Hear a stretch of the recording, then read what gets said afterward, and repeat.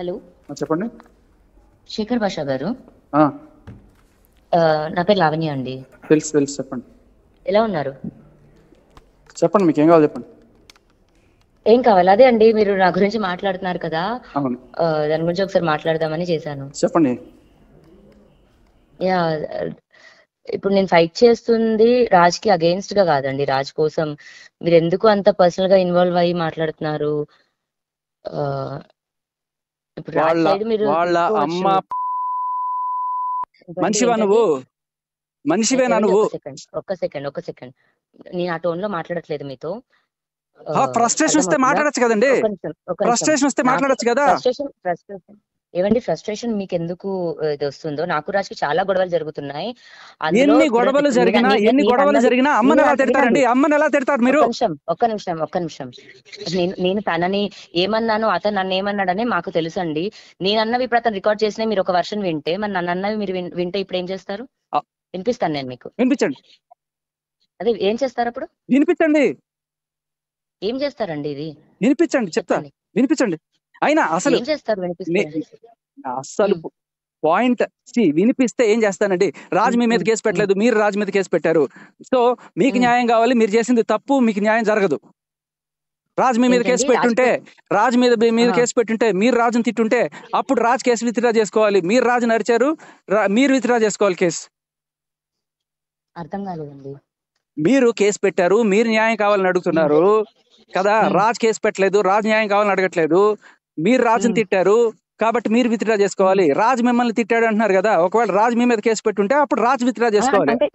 అంటే మీకు నేను తెలుసా అండి? మా లైఫ్ లో మీరు ఎప్పుడైనా వచ్చారా? మా ఇంటికి వచ్చారా మీరు?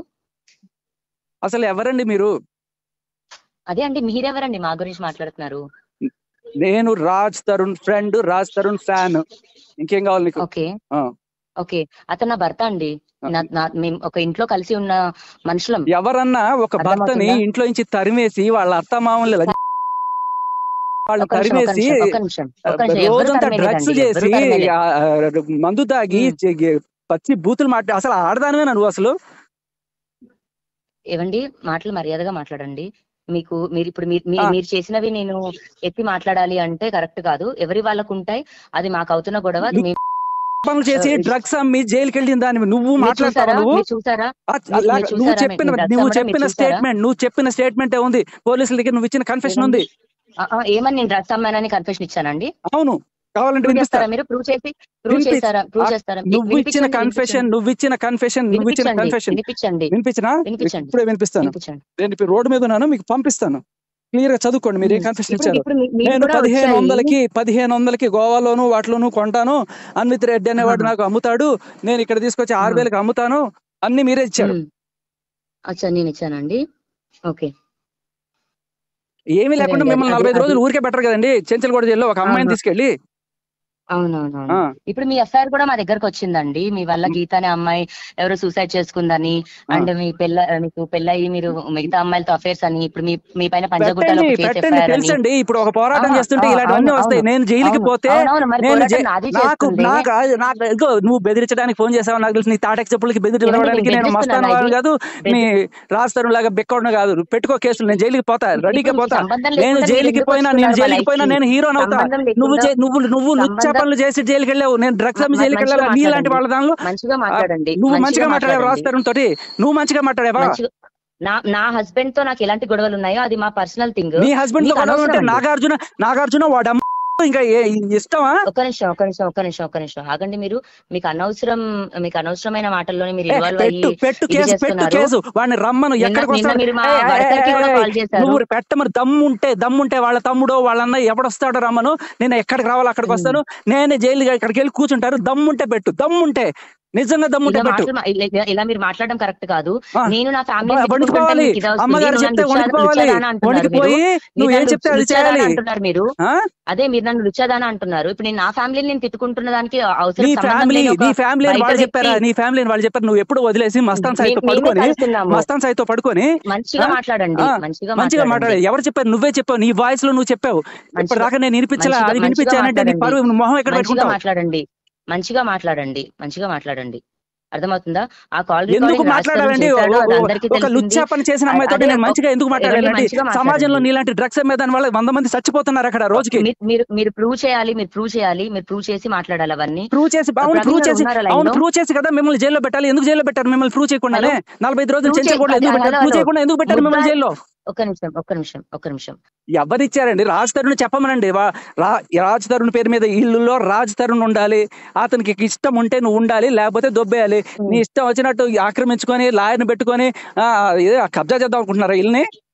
కబ్జానా? నా మనిషి వెళ్ళిపోయాడు ఇంట్లో నుంచి. అది అతన్ని తిరిగి తెచ్చుకోవాలన్న పోరాటం నేను చేస్తున్నాను. నువ్వు తిరిగి తెచ్చుకోవాలని పోరాటం కాదు చేసేది, ఆ ఇల్లు దొబ్బేయాలని చూస్తున్నావు నువ్వు. తిరిగి తెచ్చుకోవడానికి వాడేమో కుక్క పిల్ల కాదు. ఒక మనిషికి ఇష్టం లేకుండా నువ్వు రా అంటే ఎవడు మాత్రం వస్తాడు? అవును కరెక్టే. ఎవరికి ఇష్టం ఉన్నప్పుడు తెచ్చుకొని 10 సంవత్సరాల తర్వాత వదిలేస్తారు. ఇది అంటే కరెక్ట్ కాదు. అది నీకు కరెక్ట్ కాదు ఇంకోటి కరెక్ట్ కావచ్చు. ఇప్పుడు మీరు ఏమి చూసి ఇదంతా ప్రూవ్ అయిందని మీరు నన్ను నువ్వు చెప్పావు కదా దమ్ముంటే నిజంగా చెప్తున్నా కదా, దమ్ముంటే వాళ్ళ పట్రా. ఎవరైతే చచ్చిపోయారంటున్నారో వాళ్ళ పట్రా చెప్పు. నేను రెడీ. ఏ సెంటర్ రమ్మంటావు? రెడీ. మీరు నన్ను ఏ విధంగా బూతులు తిడుతున్నారు అని అడుగుతున్నాను. నేను బూతులు తిట్టాను. నేను బూతులు తిట్టడంలో నీకున్న డిగ్రీలు ఎవరికి లేవు మహాతల్లి. ఒక్క బూతు నేను అనలేదు నీతోటి. ఒక్క బూతు చూపించి నేను నీతో మాట్లాడినట్లు ఒక్క బూతు చూపించు. నా పర్సనల్ లైఫ్ కి ఎందుకు ఇన్వాల్వ్ అయ్యి చేస్తున్నారు?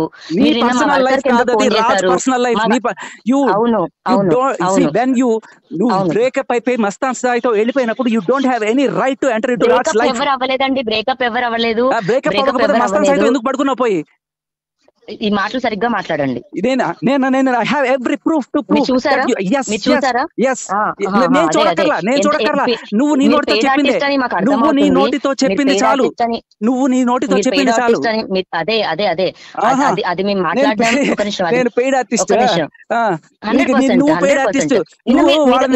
దిలీప్ శంకర్ అని వాళ్ళని తెచ్చుకొని ఏదో రకంగా 5 కోట్ల ఇల్లు కొట్టేసి వాళ్ళకి 1 కోటి వీళ్ళకి 1 కోటి పంచుకుందాం అనుకుంటున్నారా? అది ఇస్తా అంటేనే దాటేసి ఫైట్ చేస్తున్నాను. అసలు నీ విషయం చెప్పనా? అక్కడ మీ దాని పేరేంటి? మీ ఊరు ఏ ఊరు మీది?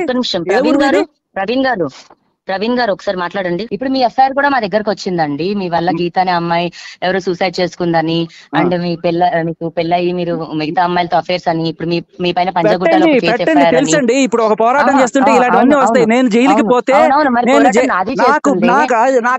నువ్వు బెదిరించడానికి ఫోన్ చేసావు నాకు తెలుసు. నీ తాటకి చెప్పులకి బెదిరించడానికి నేను మస్తాను కాదు, నీ రాజ్ తరుణ్ లాగా బెక్కడం కాదు. పెట్టుకో కేసులు. నేను జైలుకి పోతా, రెడీగా పోతా. నేను జైలుకి పోయినా నేను హీరోని అవుతా. నువ్వు లుచ్చా పనులు చేసి జైలుకి వెళ్ళావు. నేను డ్రగ్స్ అమ్మి జైలు. ఓకే, ఒక్క నిమిషం. ప్రవీణ్ గారు అన్నప్పుడే కాల్ కట్ అయిపోయింది. అండ్ అది కూడా నువ్వు ఏం చేసావు మీ ఊర్లో అనగానే వెంటనే ప్రవీణ్ గారు అని చెప్పి కంగారు పడిపోయింది. ఆ ఊళ్ళో కూడా ఇలాగే ఎక్స్ట్రాక్షన్ చేసి కట్ అయిపోయింది. తర్వాత మళ్ళీ ఎడిట్ చేసి పేస్ట్ చేశారో నాకు డౌట్ గా ఉంది. అడుగుదాం అనుకున్నాను. ఓకే, శేఖర్ భాషా గారు ఆమె అంటుంది మీరెందుకు మధ్యలో వస్తున్నారు అని. మీరు అంటున్నారు